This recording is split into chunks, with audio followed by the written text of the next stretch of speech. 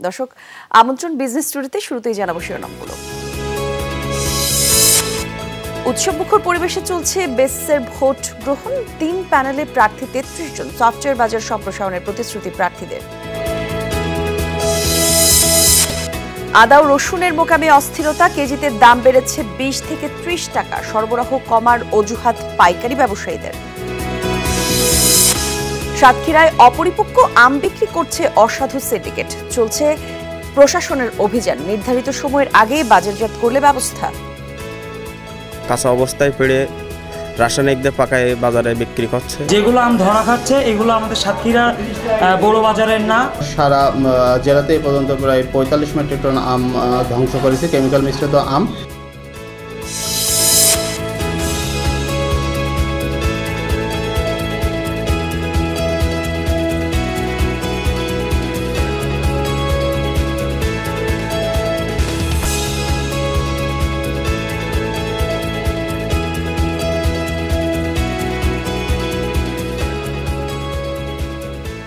এতক্ষণ শিরোনাম দেখছিলেন দর্শক, এবারে বিস্তারিত জানাবো। আপনাদের সঙ্গে আছি আমি জান্নাতুল কলি। উৎসবমুখর পরিবেশে চলছে তথ্য প্রযুক্তি খাতের উদ্যোক্তাদের সংগঠন বেসিসের ভোট গ্রহণ। 3টি প্যানেল থেকে প্রতিদ্বন্দ্বিতা করছেন 33 প্রার্থী। সকাল 10টায় শুরু হওয়া ভোট গ্রহণ চলবে বিকেল 5টা পর্যন্ত। 2031 সাল পর্যন্ত কর অবকাশ সুবিধা বহাল রাখে এবং সফটওয়্যার নির্মাতাদের জন্য ব্যাংকিং সুবিধা নিশ্চিত করতে চান প্রার্থীরা। দিয়েছেন বেসিসকে আরও যুগোপযোগী করার প্রতিশ্রুতি। সফটওয়্যারের অভ্যন্তরীণ বাজার দখলে নেয়ার পাশাপাশি রপ্তানিতে জোরালো অবস্থার গড়ে তোলার আশ্বাস দিচ্ছেন প্রার্থীরা। মোট ভোটার 1464 জন। প্রত্যক্ষ ভোটে 11 সদস্যের নির্বাহী পরিষদ নির্বাচিত হবে। সংগঠনের প্রধান নির্বাচন কমিশন জানিয়েছেন ভোটের পরিবেশ বেশ ভালো, পর্যাপ্ত নিরাপত্তাও রয়েছে। সহযোগিতা করছে 3টি প্যানেল। আমরা সব ধরনের নিরাপত্তার ব্যবস্থা করেছি। আমাদের সাথে পুলিশ ফোর্স এবং র্যাব ফোর্স আছে, আমাদের নিজস্ব সিকিউরিটি ফোর্সও আছে। সবচেয়ে বড় কথা, আমাদের তিনটা প্যানেল হয়েছে, এখানে দেখেছেন আপনারা। তারা আমাদেরকে সর্বাত্মক সহযোগিতা করছে। উৎসবমুখর পরিবেশ এবং এবার সবচেয়ে বেশি প্রচুর ভোটার আসছে। আমরা আসলে ট্যাক্স হলিডে নিয়ে স্পেশালি কাজ করব। ফিমেল এন্টারপ্রেনার হিসেবে যেটা চাওয়া হচ্ছে, যাতে আমরা দেখতে পারি বেসিসে আরও ফিমেল মেম্বারশিপ আসে। দর্শকের বিষয়ে আমরা আরও জানতে যাচ্ছি বেসিসে ভোট গ্রহণ অনুষ্ঠানে। সেখানে আছেন সহকর্মী মাসুদুজ্জামান রবিন। একটু জানাবেন ভোটারদের উপস্থিতি কেমন দেখতে পাচ্ছেন এই ভোটকে কেন্দ্র করে? প্রার্থীরা কি বলছেন একটু যদি আমাদের জানাতেন।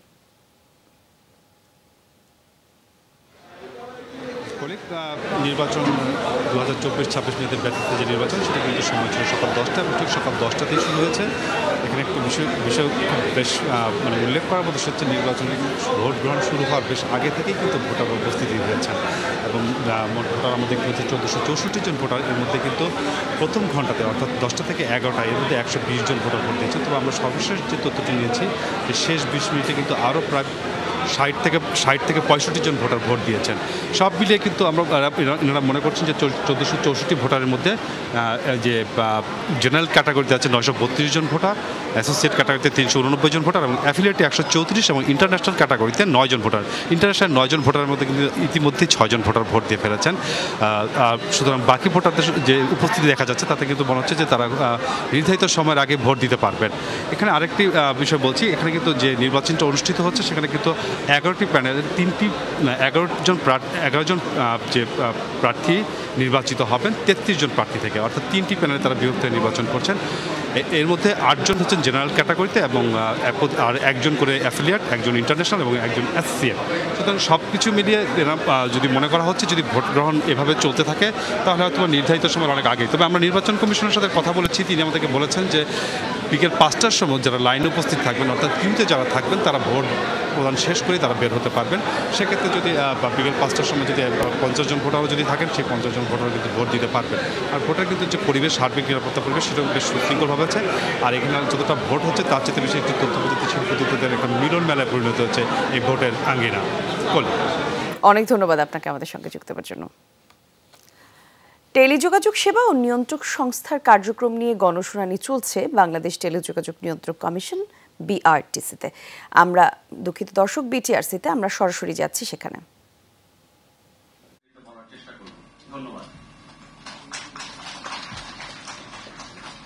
আমি একটু সাপ্লিমেন্ট করতে চাচ্ছি, যেহেতু প্রথম প্রশ্নকর্তা ওনাকে একটু বেশি অনার দিচ্ছি। আমার বিটিআরসির পক্ষ থেকে আপনাদের সবার প্রতি একটি অনুরোধ থাকবে। মূলত একটি ভালো নেটওয়ার্কের জন্য একটি বেস স্টেশন বা টাওয়ারের কিন্তু প্রয়োজন, এবং যে কারণে আপনি বললেন যে ওই এলাকার মানুষ টাওয়ার করতে দিচ্ছে না ওখানে, এটা কিন্তু আসলে একটি সমস্যা। এই সমস্যাটা আমাদের নেটওয়ার্কে একটা এফেক্ট করছে।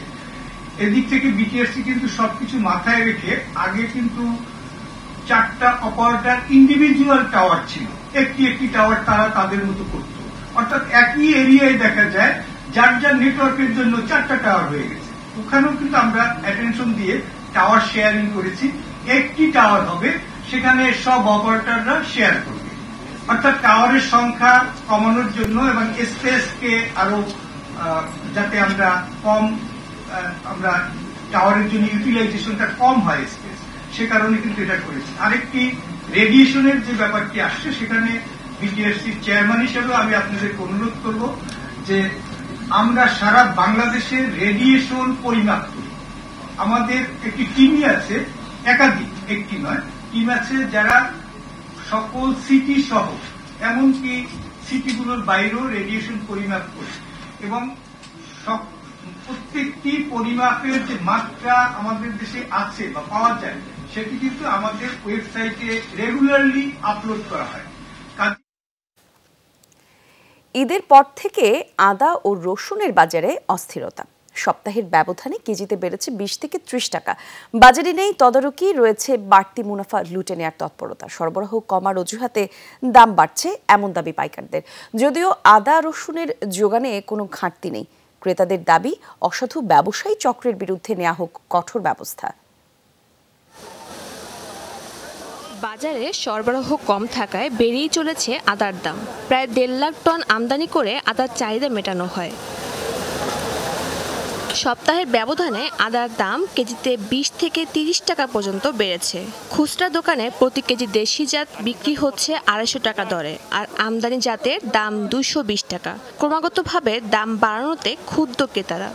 আগে 1000 টাকা দিয়ে নিতে পারছি, এখন আসলে দেখা যায় 1200। এই বাজারটাই 1200 বা 1500 চলে যাচ্ছে। বাজারের এই পণ্য উঠানামা আমাদের তো অবস্থা খুবই খারাপ। আমরা যারা মধ্যবিত্ত ফ্যামিলি আছে তাদের জন্য তো এটা সরকারের একটু চিন্তা করা দরকার। সরকার তো মনিটরিং করে, মানে কি করে মনিটরিং করে, কি করে না করে আমরাও কিছু বুঝি না। যদি সত্যিকারে ভাবে মনিটরিং করে, নইলে বোধহয় ঠিকই দাম কমবে। এদিকে আদার বাড়তি দরের জন্য পাইকার ও আড়তদারদের দুষছেন দোকানিরা। তবে পাইকাররা দিচ্ছেন সরবরাহ কমার অজুহাত। মাল কমাচ্ছে না, হলো মোকামে তারা বেশি কিনছে, হয়তো তাদের পড়তা বেশি, এই হিসেবে আমাদের এখানে কিনে নিতে হয়েছে। তারা যেভাবে কিনে আনবে ওটার পরেই আমরা আমাদের রেটটা আর কি, যেরকম কিনবো তো 4-5 টাকা কমে কিনলে কমে বিক্রি করবো, বেশি কিনলে বেশি বিক্রি করবো। এদিকে রসুনের দামও বেশ ঊর্ধ্বমুখী। সপ্তাহের ব্যবধানে কেজিতে দাম বেড়েছে অন্তত 20 টাকা। প্রতি কেজি দেশি জাত বিক্রি হচ্ছে 150 টাকা দরে। চায়না রসুনের দর উঠেছে 220 টাকায়। বাজার চড়া, এখন বেচা বিক্রি কম, তারপরে বাজার বেশি। সব কিছুরই দাম বেশি, মানে দেশি রসুন থেকে শুরু করে চায়না আদা, চায়না রসুন, আপনার মনে করে যে থাইল্যান্ডের যেটা আছে, বার্মা আদা যেটা আছে 130 টাকা কেজি। ক্রেতারা বলছেন শুধু আদা রসুনের দামই বাড়ছে না, নিত্যপণ্যের বাজারে তৈরি হয়েছে অস্থিরতা। বাজার তদারকি না থাকায় অসাধু চক্র বাড়তি মুনাফা লুটে নিচ্ছে। শাহজিন অন্তরা, যমুনা নিউজ, ঢাকা। সাতক্ষীরায় অপরিপক্ক আম রাসায়নিক দিয়ে পাকিয়ে বাজারজাত করছে একটি চক্র। প্রশাসনের অভিযানে এখন পর্যন্ত 45 টন আম ধ্বংস করা হয়েছে। নির্ধারিত সময়ের আগে আম বাজারজাত করলেই ব্যবস্থা, এমনটা বলছে জেলা প্রশাসক। হিমসাগর বাজারে আসবে 22 মে। পিষে নষ্ট করা হচ্ছে কেমিক্যাল মিশ্রিত অপরিপক্ক আম। অসাধু চক্র করছিল বাজারজাত, ধরা পড়ে প্রশাসনের হাতে। কেমিক্যাল দিয়ে পাকানো 1 ট্রাক আম আমাদের এখানে ধরা পড়েছে এবং এই আমগুলো বিনষ্ট করা হয়েছে। প্রায় 370 ক্যারেট আম এখানে জব্দ করা হয়েছে। অসাধু চক্রে বিপাকে আম চাষিরা। অপরিপক্ক আমে কেমিক্যাল দিয়ে পাঠানো হচ্ছে রাজধানী সহ সারা দেশে। তবে অস্বীকার করছেন আড়ত ব্যবসায়ীরা। কিছু অসাধু ব্যবসায়ী এই আমগুলো কাঁচা অবস্থায় পেড়ে রাসায়নিক দিয়ে পাকায় বাজারে বিক্রি করছে। আম পাকিনি, সেই গাছের তো আম পেড়ে আমাদের দেখেন গাছ পাকা আম কাটতেছি। যেগুলো আম ধরা খাচ্ছে এগুলো আমাদের সাতক্ষীরা বড় বাজারের না, অন্য কোথাও এখানকার কোনো আম ভাঙা হচ্ছে না। জেলাব্যাপী কেমিক্যাল মিশ্রিত ৪৫ মেট্রিক টন আম ধ্বংস করা হয়েছে। নির্ধারিত সময়ের আগে আম না ভাঙার অনুরোধ কৃষি বিভাগের। সকল উপজেলাতে এই বিরুদ্ধে অভিযান পরিচালনা হয়েছে আমাদের নির্বাহী ম্যাজিস্ট্রেট এবং আইনশৃঙ্খলা রক্ষাকারী বাহিনীর সহায়তায়। আমরা সারা জেলাতে এ পর্যন্ত প্রায় ৪৫ মেট্রিক টন আম ধ্বংস করেছি, কেমিক্যাল মিশ্রিত আম। জেলায় এবছর আমের ফলন খুবই কম। ভালো দাম পাওয়ার আশা করছেন চাষিরা। বলছেন আবহাওয়াজনিত কারণে ফলন কমেছে। আগের বছরে তো আম প্রচণ্ড হয়েছিল, এবছরে আম এক প্রকার নাই বললেই মানায়। ফলন তো কম, তো দাম একটু পাবো সেই আশায় তো আছি। ৯ মে থেকে মুম্বাই গোলাপখাস সহ দেশি জাতের আম, ১১ মে গোবিন্দভোগ, ২২ মে হিমসাগর, ২৯ মে ল্যাংড়া ও ১০ জুন থেকে আমরুপালি আম বাজারজাত করা যাবে। সাতক্ষীরার আমের সুনাম রক্ষায় প্রশাসন কঠোর, বলছে জেলা প্রশাসক। কয়েক বছর ধরে প্রচুর আম রপ্তানিও হচ্ছে, প্রতি বছরই সেই রপ্তানির পরিমাণ বাড়ছে। তো এটি ধরে রাখার জন্য, অক্ষুণ্ণ রাখার জন্য আমরা জেলা প্রশাসন, কৃষি সম্প্রসারণ অধিদপ্তর আমরা সর্বাত্মক প্রচেষ্টা চালাচ্ছি। এবছর ৩৫০ মেট্রিক টন আম বিদেশে রপ্তানির আশা কৃষি বিভাগের। উৎপাদন লক্ষ্যমাত্রা ধরা হয়েছে ৫০,০০০ মেট্রিক টন। আকরামুল ইসলাম, যমুনা নিউজ, সাতক্ষীরা। জামালপুরে টিসিবির ফ্যামিলি কার্ড হালনাগাদে নানা অনিয়মের অভিযোগ উঠেছে। উপকারভোগীদের অভিযোগ, টাকা ছাড়া কোনো কাজই হচ্ছে না। অনেক ক্ষেত্রে টাকা দিয়েও হালনাগাদ তালিকায় নাম তোলা যায় না। জনপ্রতিনিধিদের বিরুদ্ধে স্বজনদের অন্তর্ভুক্তির অভিযোগও তুলছেন কেউ কেউ। তদন্ত করে যথাযথ ব্যবস্থা নেওয়ার আশ্বাস প্রশাসনের। নিম্ন আয়ের মানুষের জন্য ফ্যামিলি কার্ডের মাধ্যমে সাশ্রয়ী মূল্যে পণ্য বিক্রি করে টিসিবি। এজন্য ইউনিয়ন পর্যায়ে চলছে উপকারভোগীদের কার্ড হালনাগাদ কার্যক্রম। কার্ড হালনাগাদ করতে ইউপি মেম্বাররা টাকা দাবি করছে বলে অভিযোগ জামালপুরের চিনাডুলি ও পার্থসী ইউনিয়নের বাসিন্দাদের। টাকা না দিলে হালনাগাদের তালিকায় উঠছে না বলে জানান অধিকাংশ উপকারভোগী। এছাড়া হতদরিদ্রদের বাদ দিয়ে স্বজনদের অন্তর্ভুক্তির অভিযোগও তুলেছেন কেউ কেউ। আমার কাছে ১,৫০০ টাকা চাওয়া আছে, এখন মানে আমার টাকা তো দিতে পারতেছি না, আমরা জিনিসটা কিভাবে কিনে খাবো? এখন মেম্বার চেয়ারম্যানরা ১,৫০০ করে টাকা চাইতে আছে, তা আমরা টাকা দিব না। বারবার টিয়া দিয়ে মাল তুলমু, বারবার রক্তে হাই দুমু, তারপরে মাল নেওয়া চায় না নেই বলে আমরা ঢেকায় তো ঘর থেকে বাইক হয়ে দিল, কলে জায়গা জায়গা এলে নাম নাই কে, কিসের জন্য চললে মেম্বারের আত্মীয় স্বজন, চেয়ারম্যান আত্মীয় স্বজন এগোরেই দিবেন আর কি। যদিও এসব অভিযোগ সরাসরি অস্বীকার করেছেন স্থানীয় জনপ্রতিনিধিরা। কোনো কাজ চলমানি কোনো কাজ হাতও দেয়নি। এটা আমাদের কালকে মিটিং করলো আর কি, কেন্দ্রের সাথে জানাই দিল যে স্মার্ট কার্ড দেওয়া হবে। আমাদেরকে যে চিঠি দিয়েছে সেটা মৃত কার্ড যেগুলো আছে, কোনো ডাবল ইন কার্ড থাকলে, একই পরিবারের মধ্যে স্বামী স্ত্রী থাকলে এগুলো যাচাই বাছাই করে পরিবর্তন করার সিদ্ধান্ত দিই। কার্ড হালনাগাদে টাকা লেনদেনের সুস্পষ্ট অভিযোগ পেলে ব্যবস্থা নেওয়া হবে বলে জানান উপজেলা প্রশাসন। কারো কাছ থেকে কোনো অবৈধ সুবিধা বা টাকা পয়সা নেওয়ার কোনো বিষয় এখানে অবশ্যই জড়িত নয়। এটি মাননীয় প্রধানমন্ত্রীর অগ্রাধিকার প্রকল্প। কেউ যদি এক্ষেত্রে কোনো অনিয়ম বা কারো কাছ থেকে টাকা নিয়ে থাকে এবং সেক্ষেত্রে যদি কোনো সুস্পষ্ট অভিযোগ পাওয়া যায়, আমরা তার বিরুদ্ধে আইনগত ব্যবস্থা নেব। দুটি ইউনিয়নের ৪,৫০০-এরও বেশি মানুষ টিসিবির সুবিধার আওতায় রয়েছে। সাগর ফরাজি, যমুনা নিউজ, জামালপুর। দেশের ১৩৯টি উপজেলা পরিষদের নির্বাচন উপলক্ষে সংশ্লিষ্ট এলাকায় তফসিলি ব্যাংকের কার্যক্রম বন্ধ। ভোটের দিন নির্বাচনী এলাকায় সাধারণ ছুটি, তাই এলাকাগুলোয় তফসিলি ব্যাংকগুলোর আঞ্চলিক কার্যালয় সহ সব শাখা উপশাখা বন্ধ রাখা হয়েছে। বাংলাদেশ ব্যাংকের নির্দেশনায় সংশ্লিষ্ট ব্যাংক এই সিদ্ধান্ত কার্যকর করেছে। আগামীকাল থেকে নিয়মিত ব্যাংকিং সেবা মিলবে, তবে এটিএম বুথ সচল রয়েছে।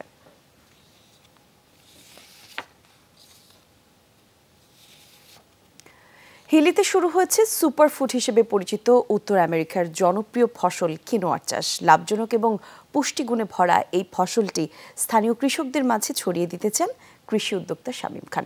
কিনোয়ার পাশাপাশি করেছেন চিয়া সিডসের চাষও। কালো ধান চাষের পর এটি তার দ্বিতীয় উদ্যোগ। হিলি প্রতিনিধি মুরাদ ইমাম কবিরের পাঠানো রিপোর্ট।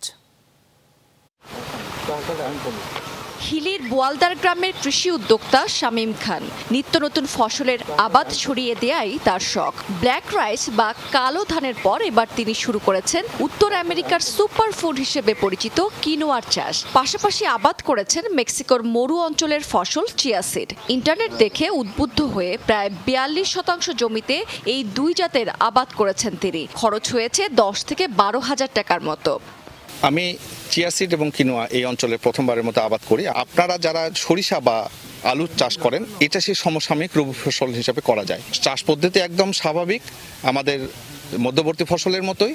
আর এগুলো বাজার মূল্য অনেক বেশি। এটাতে আপনি 10 গুণ দামও বেশি পাচ্ছেন, পুষ্টিও বেশি পাচ্ছেন। সুপার ফুড জিনিস। ফসল ঘরে উঠতে শুরু করেছে। কাটা মাড়াইয়ের পর প্যাকেটে তা বিক্রির জন্য সরবরাহ করা হবে সুপার শপগুলোতে। প্রতি কেজি কিনোয়ার মূল্য 600 থেকে 800 টাকা। খুব অল্প সময়ে খুব দ্রুত এই ফলটা আসে। এটা এখন কাটবো, কাটার পরে এটা আমরা শুকাবো, শুকানোর পরে এটা একটা মাড়াই হবে, মাড়ানোর পরে এটা বাজারজাত হবে।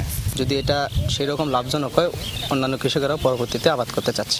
এর আগে কোথাও এই এলাকার চাষ হয়নি, এটাই নতুন। দামের দিক দিয়ে আমার সরিষার চেয়ে অনেক গুণে লাভ আসতেছে এবং সেটা পুষ্টির দিক দিয়েও অনেক বেশি। যদি এটা যদি প্রতিটা কৃষক যদি মনোযোগ দিয়ে কাজ করে এগুলা দিয়ে, বুঝলেন, তাহলে আমার মনে হয় তারা ভালো পয়সা পাবে। কৃষি বিভাগ বলছে আমিষ, কার্বোহাইড্রেট এবং ফাইবারে সমৃদ্ধ কিনোয়া এবং চিয়া সিড ডায়াবেটিক্স রোগীদের জন্য খুবই উপকারী। যেহেতু এটা জীবনকাল খুবই স্বল্প এবং বোরো এবং রোপা আমনের মধ্যবর্তী সময় যেই জায়গাগুলো আসলে অনাবাদী এবং পতিত থাকে, সেগুলোকে চাষের আওতায় আমরা খুব সহজেই নিয়ে আসতে পারি এই কেনুয়া এবং চিয়া সিডস চাষের মাধ্যমে। আমাদের প্রতিদিনের খাদ্য তালিকায় যদি আমরা এই চিয়া সিডস রাখতে পারি, তাহলে যারা হচ্ছে ব্লাড প্রেশার এবং ব্লাড সুগারের পেশেন্ট, তাদের জন্য খুবই ভালো হয়। মধ্যবর্তী ফসল হিসেবে সরিষা চাষের মতো একই পদ্ধতিতে রোপণ করতে হয় কিনোয়া এবং চিয়া সিড। ফসল ঘরে তোলা যায় 60 থেকে 70 দিনের মধ্যে। প্রতি বিঘায় ফলন হয় 3 থেকে 4 মণ। রাবেয়া স্মৃতি, যমুনা নিউজ। মালয়েশিয়ার অভিবাসন আইন ভঙ্গ করায় 3 বাংলাদেশিকে খুঁজছে দেশটির পুলিশ। সোমবার মালয়েশিয়ার ইমিগ্রেশন বিভাগের অফিসিয়াল ফেসবুক পেজে তাদের ছবি প্রকাশ করে বিজ্ঞপ্তি দেওয়া হয়। 3 বাংলাদেশি হলেন শরীফুল ইসলাম, শরীফ ও মোহাম্মদ মামুনুর রশিদ। বিজ্ঞপ্তিতে তাদের ধরিয়ে দিতে মালয়েশিয়ার জনগণের সহায়তা চায় পুলিশ। আহ্বান জানানো হয় অভিবাসন আইনের আওতায় বিচারের উদ্দেশ্যে তাদের তথ্য সরবরাহ করার। এর আগে চলতি বছরের শুরুতে একই ব্যক্তিদের ছবি দিয়ে অনুরূপ বিজ্ঞপ্তি প্রকাশ করে অভিবাসন বিভাগ।